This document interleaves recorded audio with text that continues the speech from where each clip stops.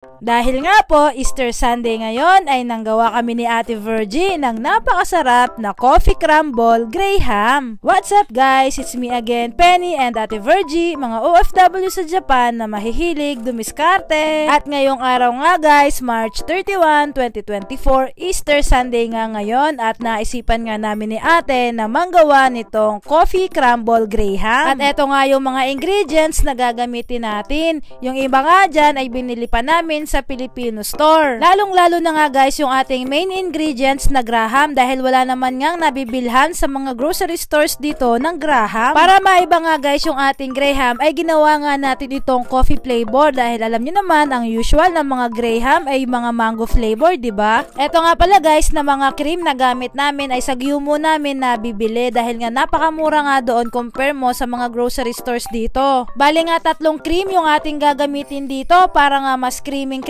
yung ating coffee crumble graham. Dito nga ay kumuha si Ate ng yelo para nga pagpatungan dito sa hinahalo niya dahil nga kailangan ay malamig pa ito. Para nga mas madaling i-whip itong ating cream ay dapat daw ay malamig yung ating lagayan at malamig din yung pinagpapatungan. Nang maging okay na nga guys yung ating cream ay maglalagay naman tayo ng 1 cup condensed milk. Bali nga itong cup na ginagamit ni Ate ay half lang kaya 2 beses natin itong lalagyan. Ayaw kasi namin guys na masyadong matamis yung kakalabsan ng ating coffee crumble graham kaya nga itong half cup na lang natakalan yung ating ginamit para nga matitikman pa natin. At least nga guys ay meron pa kaming chance na mababawi yung tamis nito dahil nga hindi agad 1 cup yung ilalagay natin. Bali nga hindi masyadong puno yung ating pangalawang half cup ng condensed milk at hinalo-halo na nga natin dito tapos titikman na nga rin natin. Nang maging okay na nga sa amin yung level ng tamis niya ay inilagay naman dito ni Ate yung ating ngang kape. Bali nga 2 teaspoon ng coffee powder yung ginamit dito na tinunaw nga natin sa mainit na tubig. Tapos nga guys, wala kaming nabili na plain na flavor ng graham kaya eto nga yung gagamitin natin ngayon, yung may honey flavor. Dito nga ay mag-a-assemble na tayo ng ating graham. Bali nga yung base ay nilagyan ni Ate ng cream. Nang mailagay na nga natin sa lalagyan yung ating cream mix ay ilalagay na nga natin itong ating graham crackers. Tapos ang sunod nga natin guys na gagawin ay yung ating graham cracker ay ididip natin dito sa ating kape na tinunaw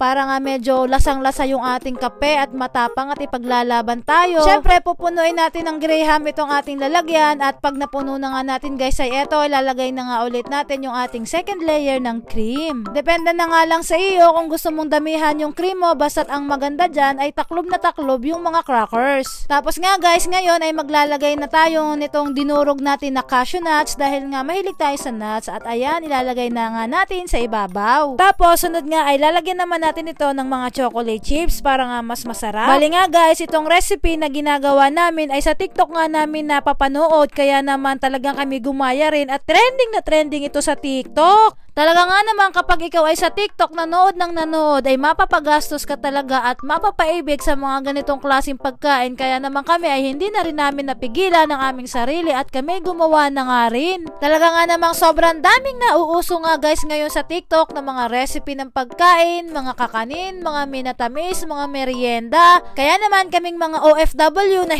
hirap humanap ng mga ingredients eh talaga nga namang sugod sa mga Filipino store para nga lamang gawa ng mga ganyang napapanood namin sa TikTok. Kaya naman guys, kung makaka-request nga lamang sa mga nagpo-post sa TikTok ng mga masasarap na pagkain, sana naman ay yung mga budget friendly guys.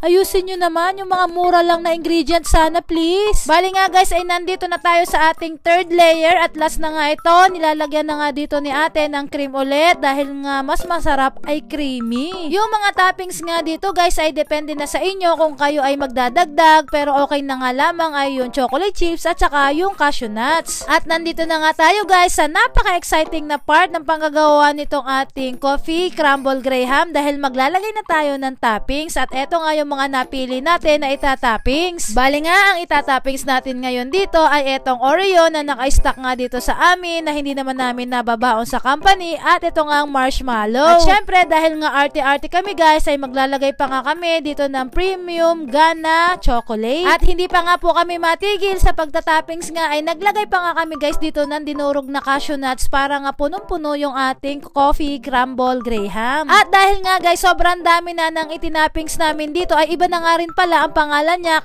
Kakapalit nga lang namin guys at ito na nga ngayon ay overload coffee crumble graham. At yun na nga yun guys, tapos na tayo sa ating unang ginawang coffee crumble graham. Nandito na nga po tayo ngayon sa pangalawang batch ng coffee crumble graham at iibahin nga natin ang toppings nito. Bali ang atake nga natin dito guys sa pagta-toppings ay syempre hindi mawawala yung ating cashew nuts, ang ating marshmallow at ngayon ay dars naman ang ating ilalagay. Eto nga guys ay white chocolate na talaga nga namang highly recommended ko sa inyo dahil napakasarap nga nito at hindi siya gaanong katamis at masarap talaga siya guys. Try nyo na lang bumili. Tapos nga guys ay ipapartner natin itong napakasarap na Biscoff biscuit. Ayan, ilalagay na nga natin dito. And ayan guys, ito yung magiging toppings ng ating second coffee crumble graham. Bali nga guys ay dadamihan natin to ng Biscoff dahil masarap din talaga itong Biscoff. Medyo matamis-tamis nga lang siya ng konti pero soyang-soya talaga ang lasa niya. And taran, okay na nga yung ating pangalawang coffee graham crumble. At syempre, hindi nga mawawala guys ang tikiman. Syempre, kakainin natin ito ngayon dahil nga in celebration sa Easter Sunday. At bago nga pala namin tikman to guys, ay inilagay na nga muna namin ito kanina sa aming rep. Mga ilang oras din nga yung pinalipas namin dahil mas masarap nga kung siya ay mas malamig. At ang titikman nga namin ngayon ay itong Oreo chocolate ang toppings dahil nga favorite ni ate ang chocolate. At tingnan nyo naman guys,